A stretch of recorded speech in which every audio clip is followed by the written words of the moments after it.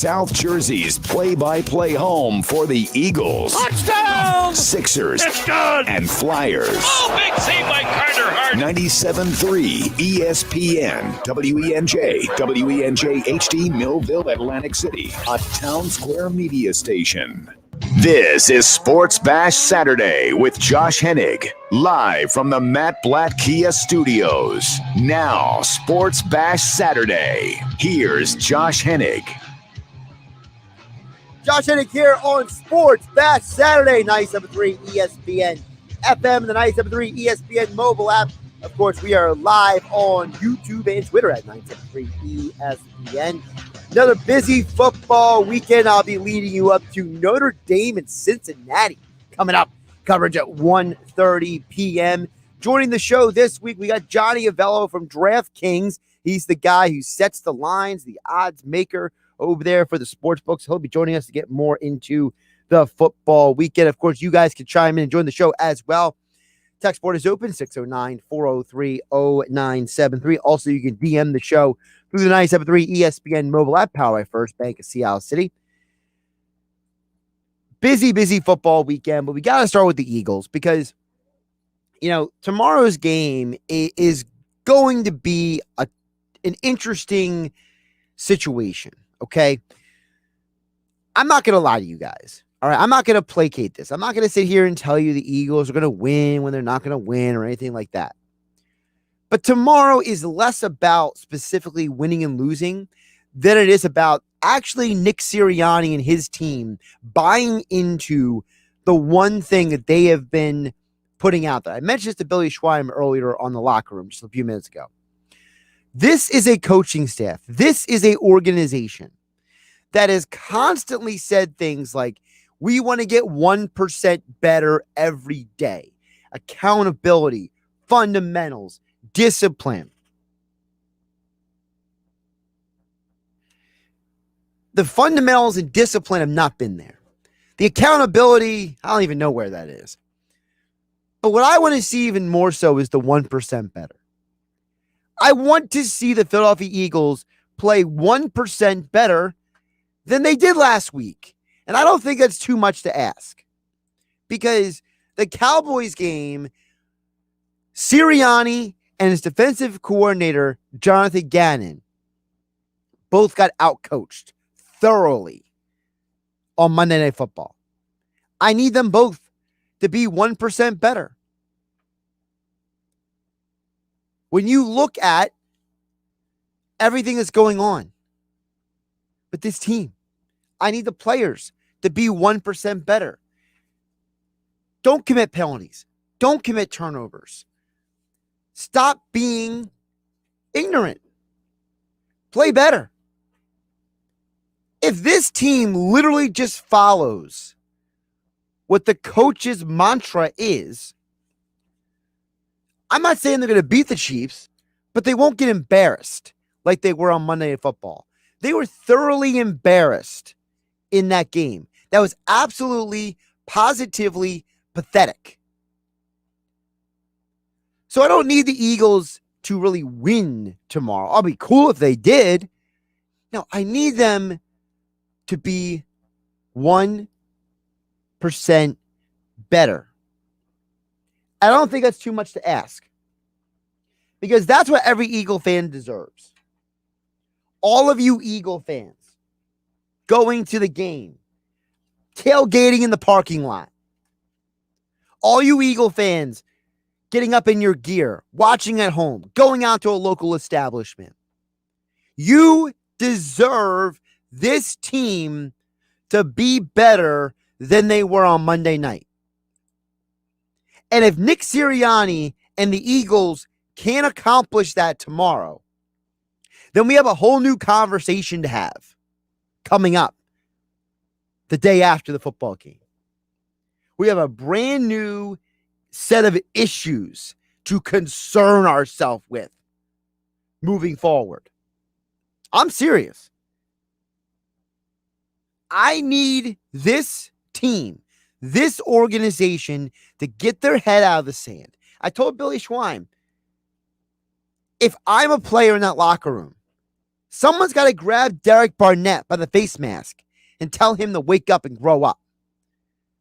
Someone's got to tell Landon Dickerson, Landon, you weigh 70 pounds more than the guy pass rushing against you.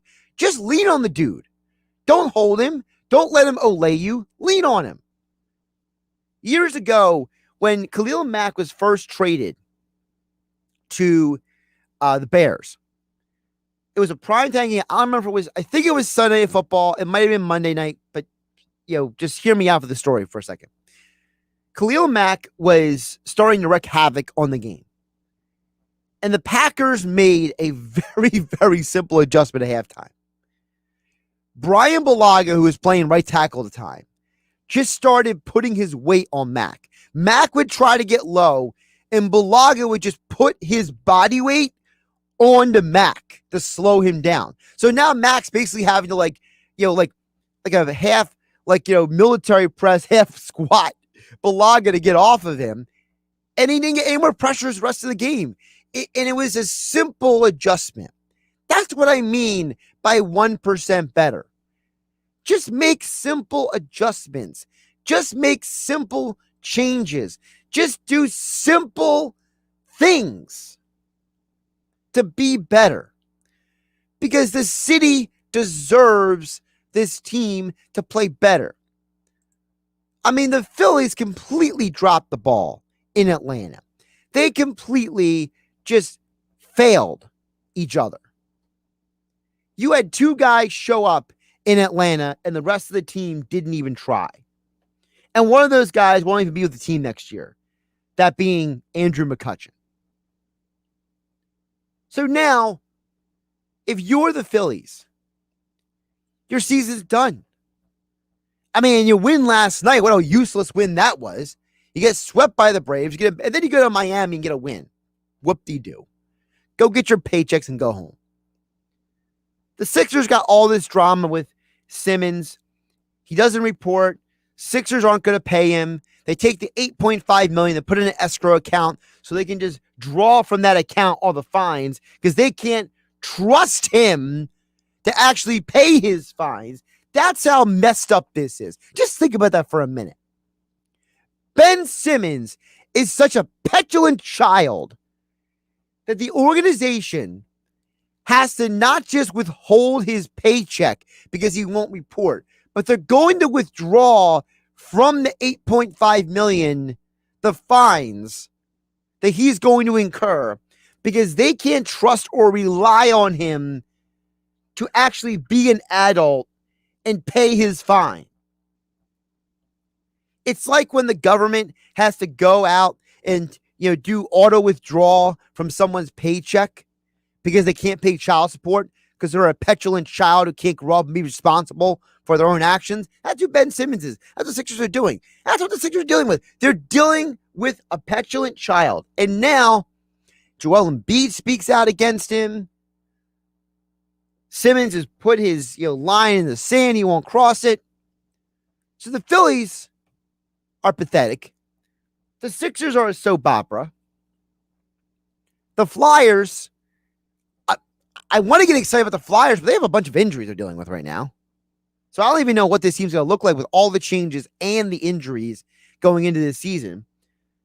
So tomorrow it's on the Eagles to uplift this city. It's on the Eagles to pick up the pieces and at least give the team fans something to be happy about. And again, I'm not saying you have to go out and beat the Chiefs, but at least make it competitive. Don't let Andy Reid come into Philadelphia and steamroll you for the 100th win in a Chiefs sideline. Did you know that if Andy Reid wins this game tomorrow, which he probably will, I predicted they will, it's my prediction at least, that he will be the only coach in NFL history to have 100 wins coaching two different franchises. Two different franchises. And you think that the Chiefs at 1-2 aren't going to want to go out there and play for their Super Bowl winning head coach? You know it's true. Nobody out there listening to me in my voice right now, sitting in your car, out and about on this beautiful day, watching online on YouTube and Twitter at 973 ESPN, listening on the 973 ESPN mobile app powered by First Bank of CLC, wherever you're consuming the show right now, none of you don't believe that a 1-2 Chiefs team is going to come in here and try to get a win for Andy against his former team in Philadelphia. You know it's true. I just need the Eagles to be 1% better. Can you do that for me, Sirianni? Can you do that for me? Offensive line? Can you do that for me, linebackers? Can you do that for me, D coordinator Jonathan Gannon? Can you do that for me, Steven Nelson? Can you do that for me, Darius Big Play Slay? Where's the big play at? I just need 1% from everybody. Give me a little bit of hope. Josh Hennig here, Sports Bash Saturday, 97.3 ESPN at Josh Hennig on Twitter. We'll get into more of the NFL and college football slate throughout the show. Of course, there's a bunch of games for keeping an eye on. If you saw my article over at 973ESPN.com, or you heard me yesterday on game night, obviously one of the games we're keeping an eye on just started. Arkansas at Georgia. Number 8 Arkansas versus number 2 Georgia. Two teams 4-0. And Stetson Bennett is actually starting the game for Georgia, which means that JT Daniels, his injury situation is much, much worse than they thought. So something to keep an eye on in that game. Now, Betson's a very efficient quarterback, but Arkansas has had a very good defense this year, and they just let a massive hit on the slot receiver. That dude is having trouble getting up. That was a clean hit. I mean, he just got sandwiched between two dudes who just led with their forearms into his chest. He had to be taken off the field. My goodness. Let's get to some of your messages. Josh Hennig hanging out with you here on 97.3 ESPN. Coming up in about 12 minutes from now, DraftKings Sportsbooks, Johnny Avello. He's the man who sets the line. He's the odds maker for DraftKings. So we talk about the football weekend with him coming up here on 97.3 ESPN FM. Of course, you can send a text message into the show, 609-403-0973. DM the show, priority messaging, thanks to First Bank of Seattle City through the 97.3 ESPN mobile app. Download it for free through the Apple App Store or Google Play. And, of course, we are live on YouTube and Twitter as well at 973 ESPN. Speaking of the Phillies, we had a comment here from Steven. I want to get to this because I think that this is there are two comments that Steve dropped in the message. We'll get to the other one in a bit, but I want to get the Phillies one first because as I told you guys yesterday on game night, I'm burying the Phillies at this point. The Phillies to me are just dead. And I hate saying that because, when the Phillies are good, they're so much fun to watch and root for and get invested in. But when they're bad, it's bad. It's bad. Steve chimes in and says, Josh is a Phillies fan. We can forget it now. They looked like they had no life against the Braves. A shame. They had a chance. Losing to bad teams cost them. But, Steven, it's more than losing to bad teams. It's losing when you have your best pitchers on the mound. The Phillies sent out there for the Braves series their 3 best starting pitchers for most of the year. They tried to put out there the best guys possible. And for 2 of the 3 games, the offense looked anemic. You beat the Pirates for 3 out of 4. You beat the Orioles 2 out of 3. You beat the Mets 2 out of 3. And you beat the Cubs 2 out of 3. You were beating teams. But what happened? I'll tell you what happened. Aaron Nola failed you multiple times. Okay? In this month. It may be time to move on from Aaron Nola. You lost the game 2-1 with Zach Wheeler on the mound. Unacceptable. Kyle Gibson actually pitched well overall for you all season long from the moment you got him. And you had trouble winning games when he started. You lost to the Mets, and you lost to the Braves with Gibson on the mound. Also, don't forget, if you want to go back even further, remember when they lost 4 straight in Arizona? Let me remind you who those pitchers were that series. Nola, Gibson, Suarez, Wheeler. That is your 4 best pitchers by far. And you lost by 3 runs, 1 run, 2 runs, and 4 runs. Unacceptable. Unacceptable. Now, Steve's comment about the Eagles stuff, I want to get to here as well, because he mentions Jeffrey Lurie. And I wrote this week that Jeffrey Lurie is part of the blame for the Eagles' problems right now. Steven chimes in and says, if Lurie gives an okay to get Watson, and Philly will riot probably. Can't give him the city of brotherly love. Here's the thing. So that story that came out this week about Jeffrey Lurie supposedly okaying Howie Roseman to go get Jalen Hurts, that has not been, corroborated by anybody. Jay Glazer from Fox Sports came out and basically said that story is not true. He said that he met 2 Eagle fans in the airport. They both asked him the same question, and he put on Twitter that the Eagles are out on Watson right now. And all the other big-time insiders have pretty much said that there's no traction going on for any team to acquire Watson because his legal issues are still pending. So I don't know why people feel the need to jump on that. It's a shame that people put out these stories like that, Stephen, because, I trust certain people with my news reporting. Okay. Whether it's sports, whether it's non-sports, to me, I believe there are certain people, you just know they're reliable. And when that story came out this week and nobody of note corroborated it, like, let me give an analogy. When the Ben Simmons stuff first started popping off at the end of the Sixers season, that story was corroborated by everyone who covers the NBA. Okay?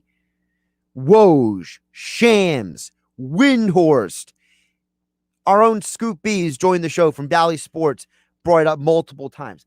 Everyone was reporting the same thing.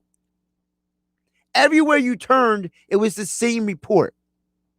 This Watson thing that came out this week, nobody's corroborated it. Nobody has validated it. Nobody has lended credence to it. It just kind of got put out into the universe and then forgotten about, except by certain members of the media who want to feed you, the sports fan, garbage. It's like the difference between going to a restaurant and ordering just a juicy steak with a full course meal and going to McDonald's and getting a small little burger off the dollar menu. I like to go to the restaurant that's got the full course meal. I want to go get an actual meal. But I understand that there are some people who work in my business who want to just feed you dollar menu items from McDonald's. And I ain't going to do that. So I just ask everybody with the Deshaun Watson, Jeffrey Lurie stuff, let's focus on what we actually know and not on one story that's being driven by people with agendas. Everybody who's somebody who covers the NFL has said that Watson is not getting traded unless either the Texans get blown away in a deal, like somebody practically overpays for him, or you have a situation where his legal situation has been completely cleared up and teams know exactly his status moving forward. But Steven, I appreciate you chiming in. Anybody else can message the show. Remember, you can DM the show through the 97.3 ESPN mobile app powered by First Bank of Seattle City.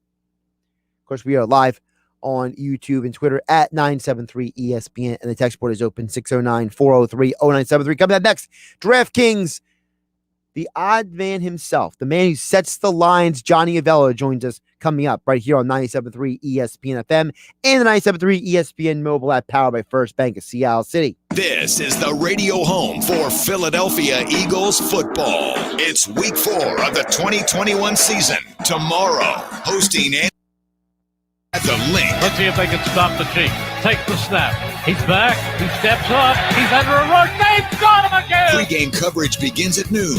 Merrill and Mike call all the action starting at 1. This is where the Eagles play.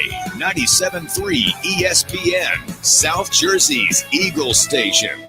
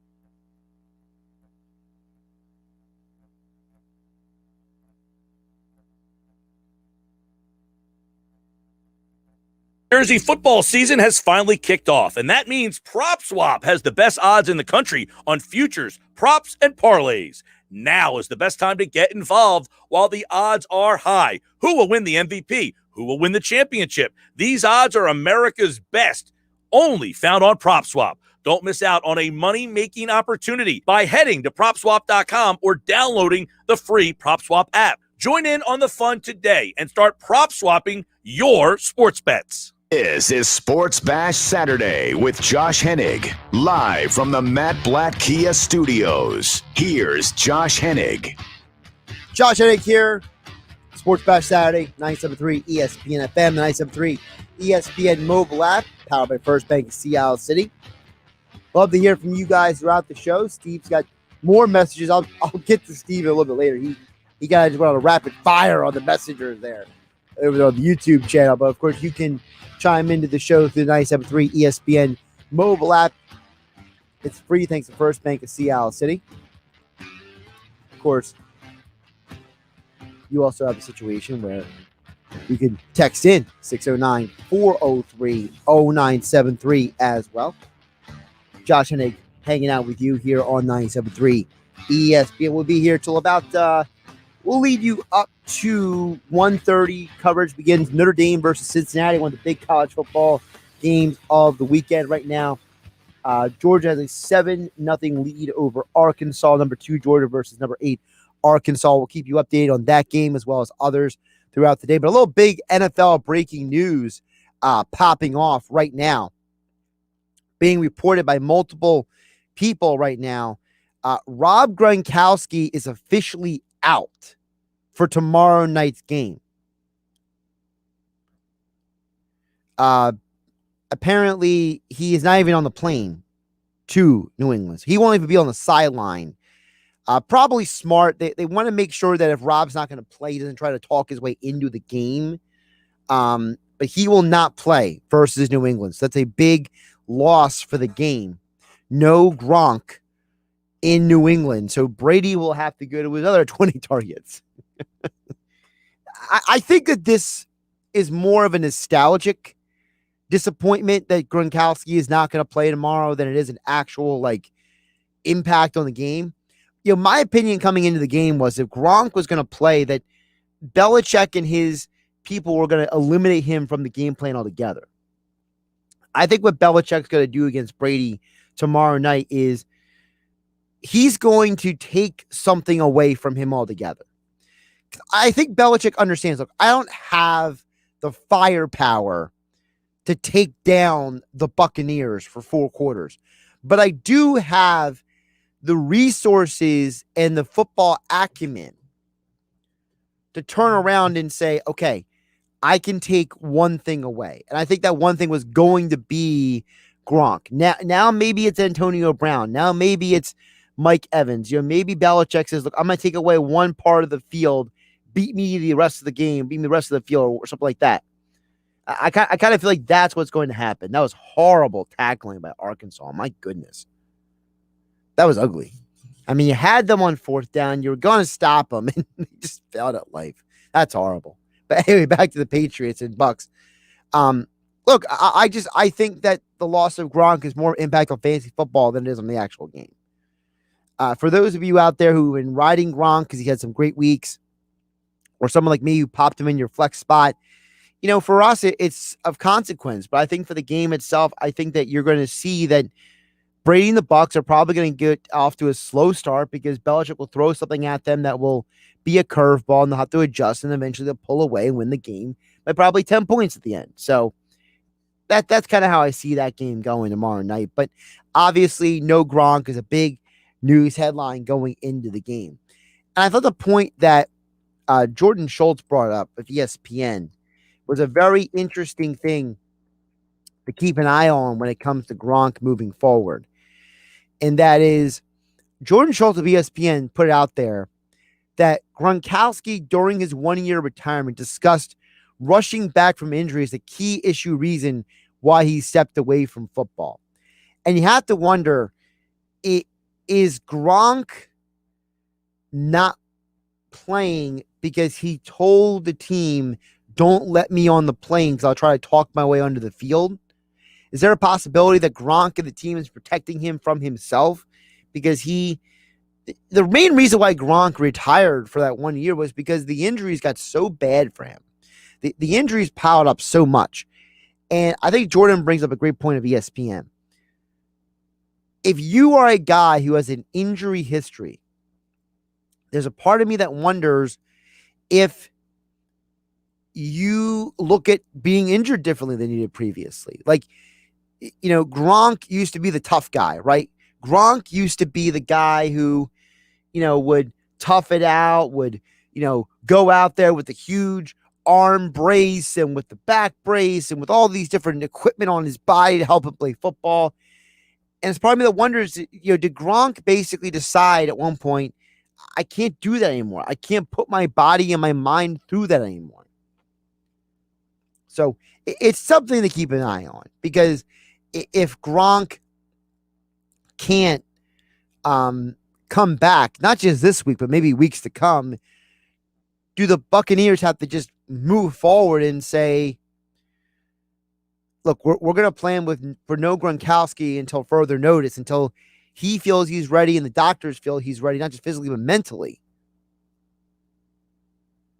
Trying to figure out if they can physically and mentally move forward.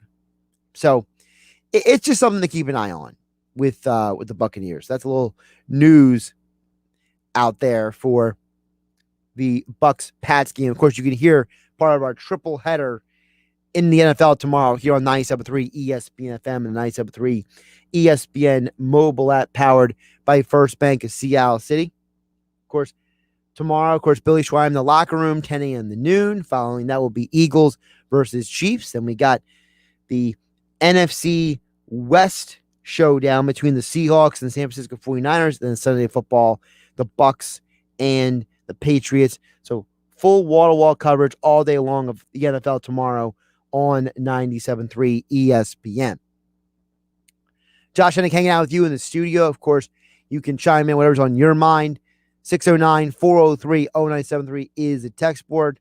We also can take your DMs directly into the show. Priority messaging thanks to the 97.3 ESPN mobile app powered by First Bank of Seattle City. And we are live as always at 973 ESPN on YouTube and Twitter. All right, we'll get back to some of the Philadelphia sports stuff on the other side. I'll also get you an update on the Wisconsin-Michigan game, as well as one of the other games we were keeping an eye on this weekend. And I'll give you a quick rundown from my article over 97.3 ESPN.com. Some of the games I'm watching, keeping an eye on as well this weekend in football. At Josh Hennig on Twitter. Give me a follow there. Hanging out with you on a Saturday afternoon. Hope you're all having a great day. Beautiful weather outside. Hope you're able to go out and enjoy it. Some people are on their way. Either they're already at or they're already on their way to the LPGA ShopRite Classic this weekend up in Galloway. Some people are having a great time up there. I know some people are doing a lot of different things this weekend. So enjoy the weather. Enjoy your time. Don't stress over the Phillies.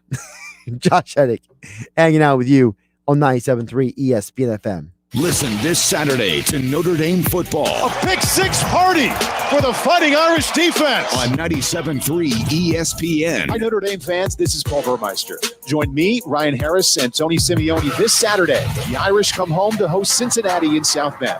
Our coverage starts at 1:30 p.m. Eastern, and you can tune in right here on your home for Notre Dame football. Listen this Saturday to Notre Dame football on 97.3 ESPN. Coverage begins at 1:30.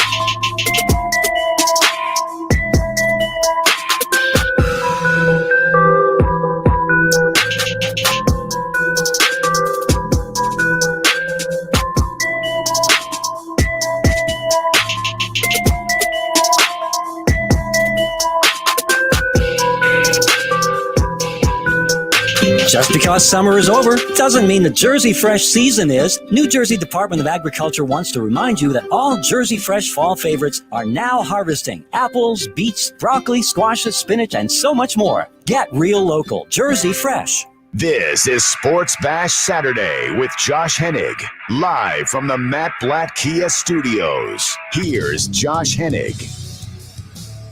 Josh Hennig back here, 97.3 ESPN FM, the 97.3 ESPN Mobile app, powered by First Bank of Sea Isle City. Still to come on 97.3 ESPN FM, Cincinnati versus Notre Dame. Coverage begins at 1:30 p.m. And then Penn State versus Indiana tonight at 7 p.m. That's your college football weekend slate right here on 97.3 ESPN FM.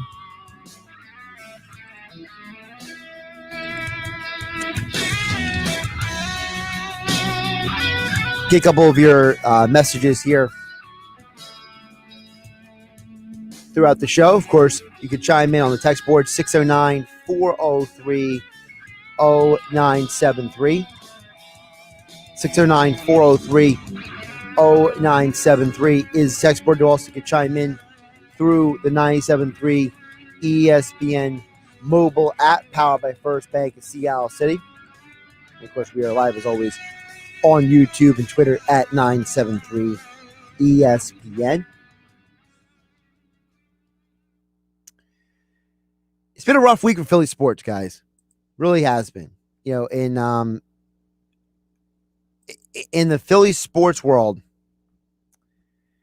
you know, Phillies just totally dropped the ball, totally failed at life.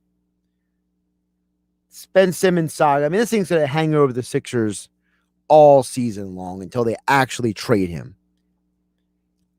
I keep telling people, and I don't know why anybody would think otherwise. Again, I think some people ascribe to certain members of the media way more than I do, obviously. But I'm telling you guys, I just don't see a scenario where Ben Simmons is back on this team in any capacity. I think that he holds out until they either trade him or something else happens. You know, I assume that he's just not going to be able to go. So, you know, look, he's going to hold out. He's going to lose money, and he doesn't care. He's a petulant child. And I think everyone should, you know, Pete Thompson brought up this point yesterday on the Sports Bash with Mike Gill. And I think it's important to bring up. You know, you go back and watch the documentary when he was at LSU, and you see the kind of personality he has. Ben Simmons is entitled. He's the poster boy for entitlement culture. He thinks he's special. He thinks he's better than everybody. He thinks that he should have things other people don't. I don't think it's a coincidence that Ben Simmons, between that documentary and everything else we know about him, is doing this.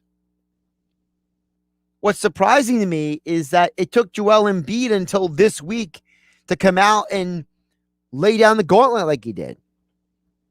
Because I think Embiid's kind of guy who's very open and honest, and you know, he's very upfront about who he is. And I think Embiid has been holding back all this time. Embiid came out this week and said, look, we gave up Jimmy Butler for this guy. We brought in Al Horford for this guy. We did all these things for this guy.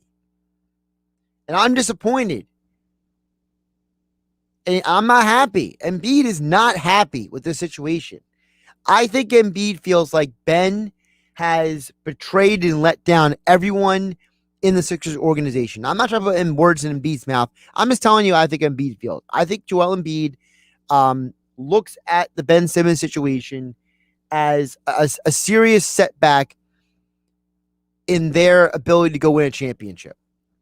Because it's going to be hard to go out and get the best possible players for Ben Simmons. I don't think it's a coincidence that Ben is doing this. And I think that he wants to hurt the Sixers. I think that he has a grudge. I think he has perceived grievances that are not existent in reality.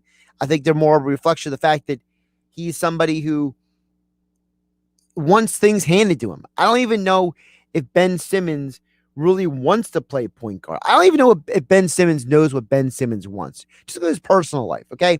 This is a guy who got cheated on multiple times by one of the Jenners, okay? And he kept going back to her after every time she cheated on him. And after every time they broke up, he would go on the court and have a bad game. The dude is fragile mentally. Ben Simmons loves what basketball does for his lifestyle more than he loves playing basketball and winning. Joel Embiid wants to go out there and win. Joel Embiid wants to win championship. Joel Embiid will do anything it takes to win. Ben Simmons won't. So I don't want him back in any capacity if I'm the Sixers. I want him gone. I want him done. I want to move on with my life. Let him sit out. Let him pull a Le'Veon Bell. Who cares? The only reason why we're talking about it is because it's a huge story, and we still haven't heard anything directly from Ben Simmons. Everything we've heard is from his agent or sources to the media. Because Ben Simmons realizes every time he opens his mouth, he's going to say something that's going to put him in a bad situation, okay? You know, guys like Ben Simmons and Carson Wentz can't be completely honest because every time they're completely honest, they sound like imbeciles. You know, when Carson Wentz got up there and was asked by the media about, you know, his vaccination status and why he feels the way he does and all that, he was actually trying to be honest, and he sounded like an idiot. Now, I'm not saying that because I'm trying to take a position on the vax issue, okay? I'm not here, all right? But if you believe something, if you feel strongly about something, whether it's personal, religious, professional, whatever it is in life, you can't go up there with that weak answer, that wishy-washy, I'm not even fully sure what I'm saying answer that Carson Wentz gave. And Ben Simmons is the same way. Every time Ben Simmons has been asked about getting better and shooting free throws and his free throw shooting, he throws out his resume. Well, you know, I'm a 3-time All-Star. 2-time NBA defensive first team. You know, I can help the team in a lot of ways. These guys think that they're above reproach. They think that they're beyond criticism. They're so self-absorbed and egotistical. They think they're better than you. They think they're better than their teammates. They think they're better than their coaches. They think they know everything. And part of that is because they've surrounded themselves with yes people who only tell them how wonderful they are. People like Carson Wentz and Ben Simmons never had to earn anything outside of sports in their life. There was never a point in time where they had to work for things. You know, a person like Giannis Antetokounmpo, I've been reading the book by Miriam Fader about his life. That dude literally came from nothing. Abject poverty. Came to America, had to fight tooth and nail to be a success. Now he's a 2-time league MVP and an NBA champion because he wanted it. He was desperate. You know, they talk about in the book about how Giannis, this guy wakes up and wonders, if I don't put in the work, could this all be gone? Could I lose all this tomorrow? That's the mentality of somebody who is desperate, who's fighting to not lose it all. Ben Simmons doesn't know what that's like.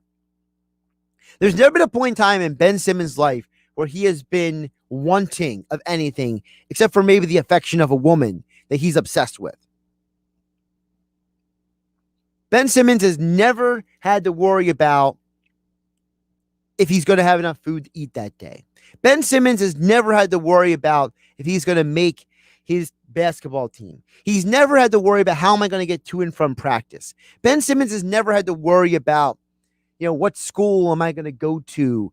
Ben Simmons has never had to worry about, you know, taking care of his family. Ben has never had to worry about anything. He comes from a very well-off family. He's had everything handed to him in his life. That's why he is the way he is. So none of this stuff should surprise anybody.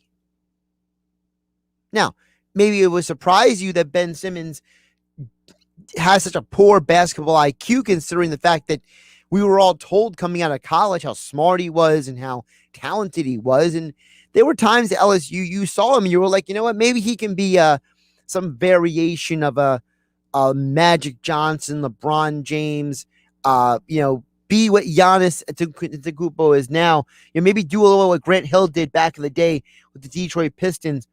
He has that skill set. He has that ability to do those things, but he just doesn't want it bad enough. He doesn't care enough. He's not desperate enough.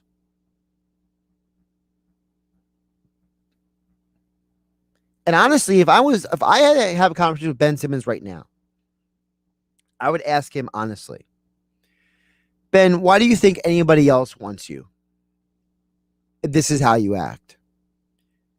And the reason I say that is because the Warriors owner, now look, to preface this by saying there are a lot of teams that have called and tried to acquire Ben Simmons, but not for what the Sixers are willing to give up for him. I'm willing to take for him. But the Warriors owner, Joe Lacob, made a very poignant point. He got fined for it. He made this point a couple weeks ago, and he got fined by the NBA for tampering, right? The Warriors owner, Joe Lacob, said a couple weeks ago that the Warriors don't have an interest in Ben Simmons for two reasons. One, because they're not sure they can make it work financially. And number two, they felt that him and Draymond are basically the same player. And that they would rather keep Draymond and keep winning with him and then continue to build around Steph and Clay than bring in Ben Simmons. So if that's the case, I would ask Ben Simmons, Ben, if that's how the league views you, that you're Draymond Green and that your contract is a issue when it comes to trading you, why do you think it's so easy for the Sixers to trade you? And why would there ever be a scenario where you would think that this situation is just going to be simple? But people like Ben Simmons and Carson Wentz live in the alternate reality. They don't live in the real world the rest of us do. They live in a world where everything has been told, everything is, rainbow and sunshine and sunflowers growing every day. They don't know about the dark side of life. They don't understand the business side. They don't care. They're oblivious.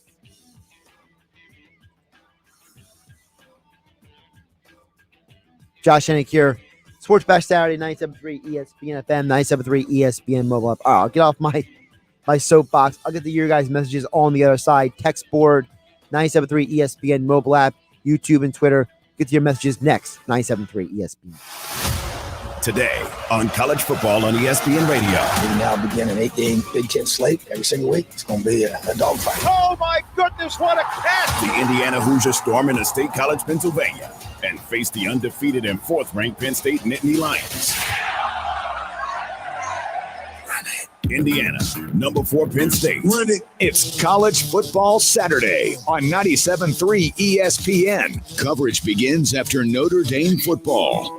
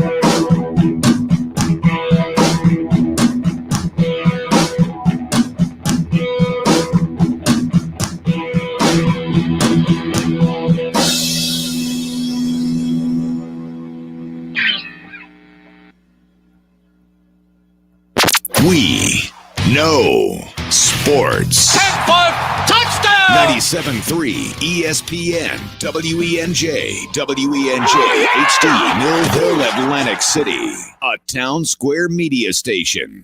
This is Sports Bash Saturday with Josh Hennig, live from the Matt Blatt Kia Studios. Now, Sports Bash Saturday. Here's Josh Hennig. Josh Hennig here, Sports Bash Saturday, 97.3 ESPN FM and 97.3 ESPN mobile app. It's free thanks to First Bank of Seattle. So get some of your messages here. We have messages coming in on all the platforms. Of course, you can direct message the show through 97.3 ESPN mobile app. Thanks to First Bank of Seattle City.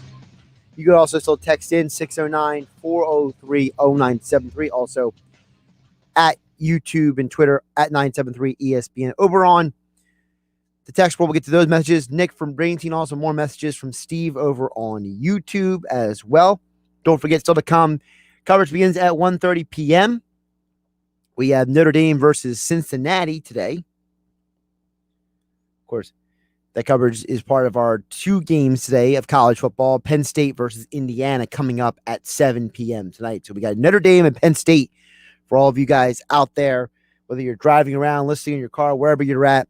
We got you covered on your football Saturday here on 97.3 ESPN. You know, I've also been tracking this Michigan-Wisconsin game, and either Wisconsin's got the worst offense in the world right now, or Michigan is doing something that nobody expected, because this Wisconsin offense, just, I don't understand how they have 5 total yards in the game. That's right. I'm not kidding. They have 5 total yards of offense in this game. I don't even know how that's possible. I mean, every time I look over and it's like they're trying to run the ball. They can't run the ball. They try to throw the ball. They're woefully inaccurate. Like, is their offensive line is this just a down year for Wisconsin? I don't know what it is. And I was expecting a little more for them. You know, they're at home in Camp Randall. This is the game where they honor Barry Alvarez. This is supposed to be a game that they're feeding off the emotions of the fans. And it's like they don't have any juice. I mean, this is worse than the Eagles lost to the 49ers a couple weeks ago. Now, of course, it's still the second quarter. They got time to figure it out. But my goodness, I mean, this is just ugly. The score doesn't tell the story. Oh, my goodness. They're going to run out. It's delay of game. That's delay of game on the offense. I mean, my goodness. Wow. All right, I stopped watching that. That's depressing. I just hate bad anything. I'm one of those people, just a side note, I'm one of those people when I watch sports, all right, I don't like bad anything. I don't want to see bad baseball. I don't want to see bad football, basketball, hockey. I don't want to see poor tennis. I don't want to see bad golf.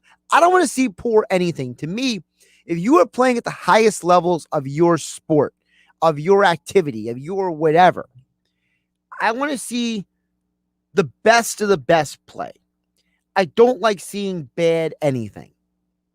It just drives me. It's one thing I hate about the Phillies this year. Like, some of these hitters were just bad. Odubel Herrera's defense is just bad. Alec Boehm's defense was just bad. It was like it was like taking my fingernails and scratching my eyeballs watching those guys play defense. It's like, don't you have any self-respecting pride to be better than that? Like, that's one of the problems we also have in sports now, because some of these guys, they don't want it bad enough. I think that's my biggest problem with people, some of these athletes, and that is, I understand that some of you don't love your sport. You're trying to collect a paycheck. I'm fine with that. I don't hate on a guy for trying to get paid. What I hate on is the guy who wants to lie to me and tell me he's giving his best effort and he's doing his best and everything he can. Get out of here with that garbage. That's hogwash. That's baloney. That's whatever expletive you want to throw out there. All right? I don't want to hear that.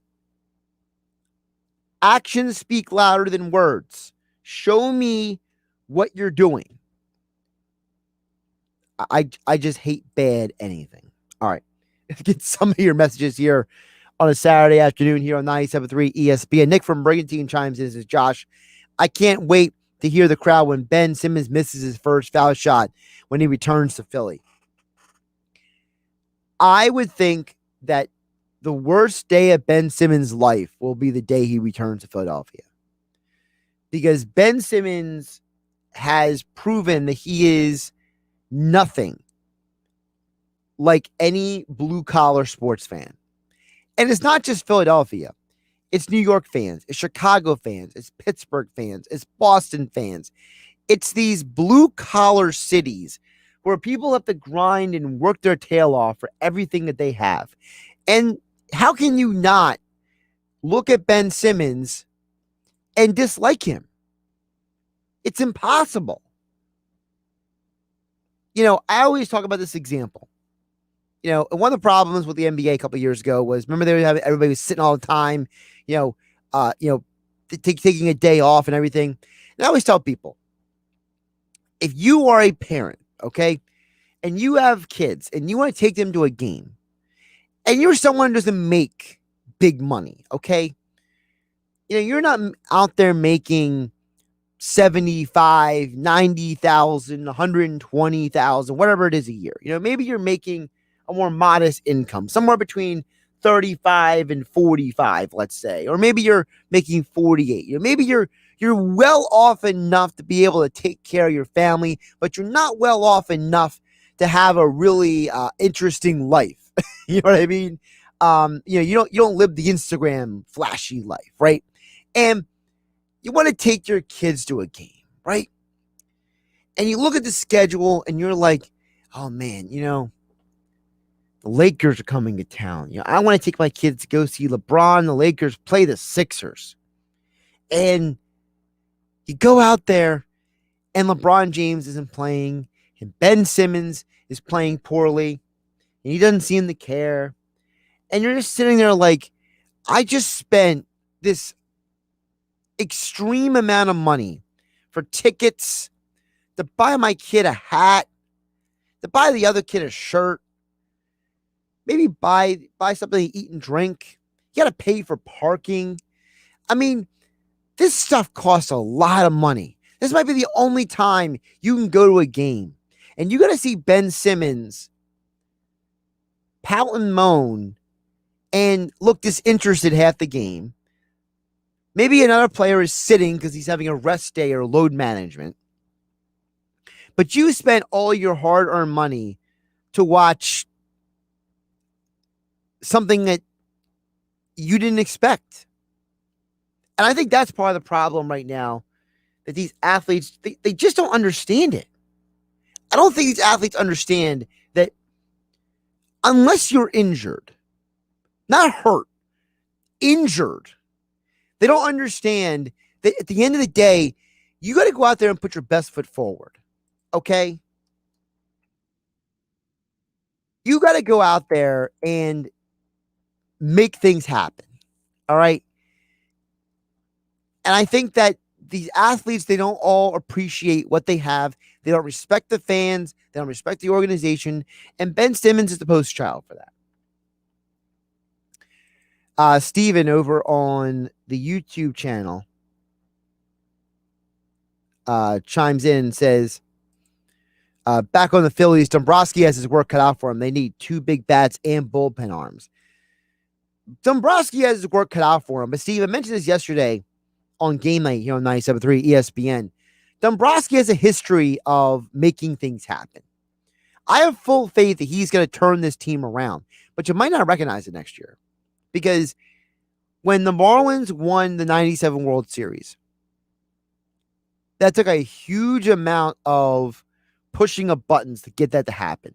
When he went to Detroit and took over an organization that was one of the worst in baseball and turned them into a perennial contender, getting to the World Series with guys like Justin Verlander, it took a lot of heavy lifting.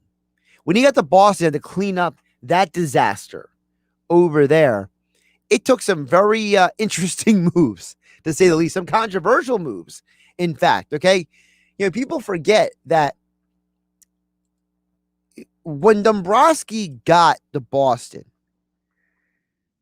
they needed him to come in and fix things. But I think part of the thing is people forget that he made one move that was extremely controversial at the time. And that was his acquisition of Steve Pearce. Steve Pearce went on to be the World Series MVP.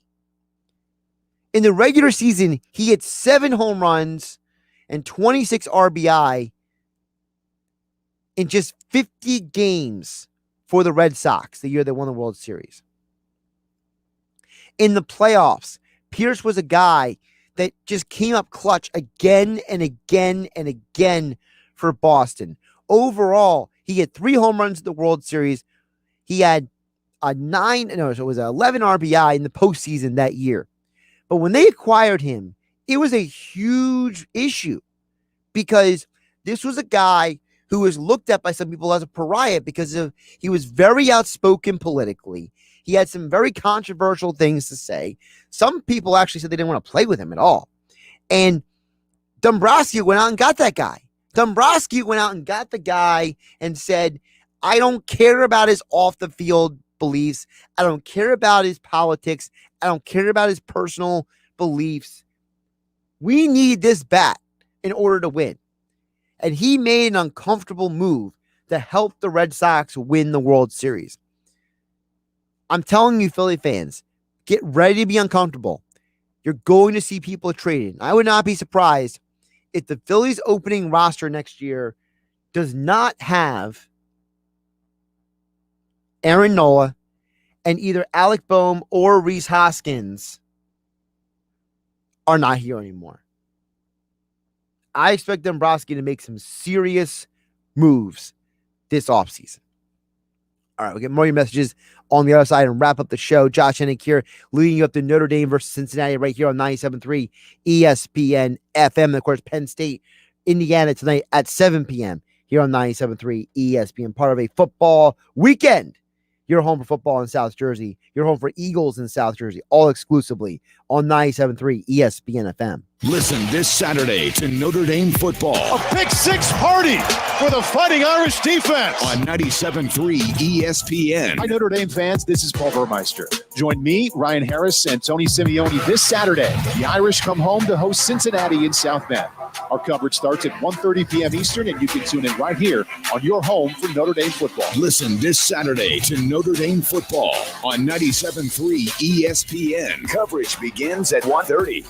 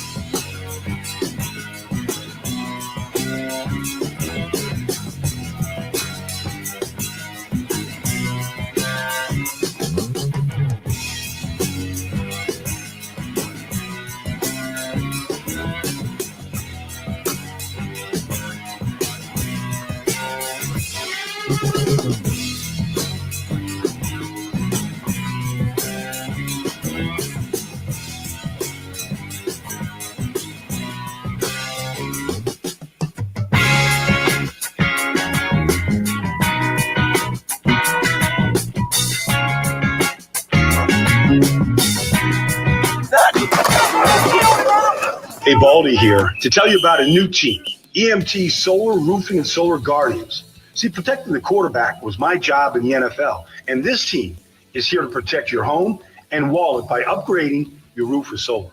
Check out espnsolar.com for all your roofing and solar solutions. EMT and Solar Guardians, one click, one team, one solution. To start your solar journey, visit espnsolar.com. This is Sports Bash Saturday with Josh Hennig, live from the Matt Blatt Kia Studios. Here's Josh Hennig. All right, wrapping up the show, Josh Hennig here, 973 ESPN. Of course, football weekends are being brought to you by my friends over at FanDuel Sportsbook inside Valley Hotel Casino in Atlantic City. It's time to experience sports betting done right with live streaming games, food and beverage, self-service betting kiosks, and more. Get in on all the games you love at FanDuel Sportsbook in Valley Hotel Casino in Atlantic City. The retail sportsbook is conveniently located right off the boardwalk, featuring 5 betting windows, a large video wall, a sports ticker, 20 self-service betting kiosks, and various lounge seats. Get your game face on and score big this weekend when you bet at FanDuel Sportsbook, only inside Bally's, Atlantic City. Gambling problem? Call 1-800-GAMBLER. All right, I want to wrap up the show. A couple of comments from you guys. Texter chimed in earlier. Gotta get to it here. Texter says, now, he didn't leave his name, so I can't say who this is, but they basically said that they want to see Michael Page, the Bellator champ in the UFC. He said he would give him a body part. He wants to see him fight the top fighting echelon welterweights in the UFC at the price of losing a leg. Here's the thing.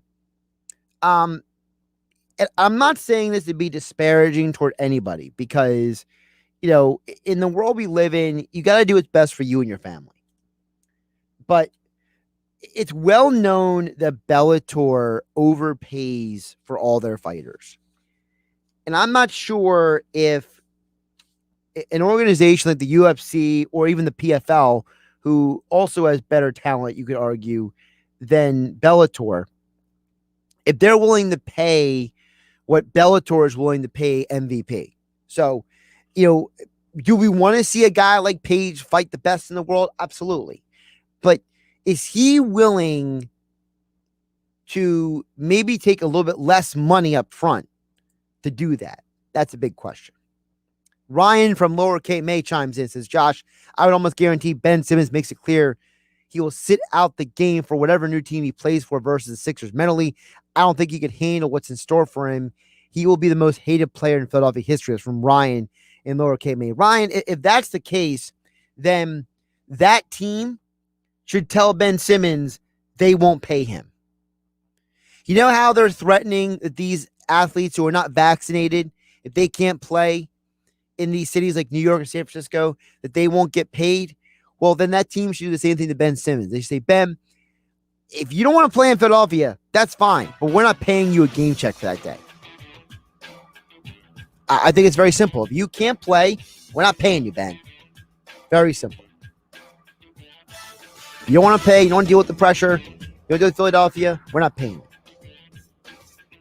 And one more from Steve before we get out of here. Steve chimes in over on the YouTube channel, says, Josh, who are you rooting for in the World Series? My prediction is Brewers versus Rays or White Sox. I got to say, I'm going to say Dodgers versus White Sox. I think that the Giants are built for the regular season, not the postseason. I have concerns with the Brewers' offense. I think the Dodgers are the more complete team at this point. And I think the White Sox, barring one of their pitchers completely imploding, I think the White Sox definitely be the favorite coming out of the American League. All right, thanks to everyone chiming in the show. I'm Josh Hennig. I'll be back on game night Monday at 6 p.m. This is the radio home for Philadelphia Eagles football. It's week 4 of the 2021 season. Tomorrow, hosting Andy Reid's Chiefs at the Link. Let's see if they can stop the Chiefs. Take the snap. He's back. He steps up. He's under a rush. They've got him again. Pre-game coverage begins at noon. Merrill and Mike call all the action starting at 1. This is where the Eagles play. 97.3 ESPN, South Jersey's Eagles station.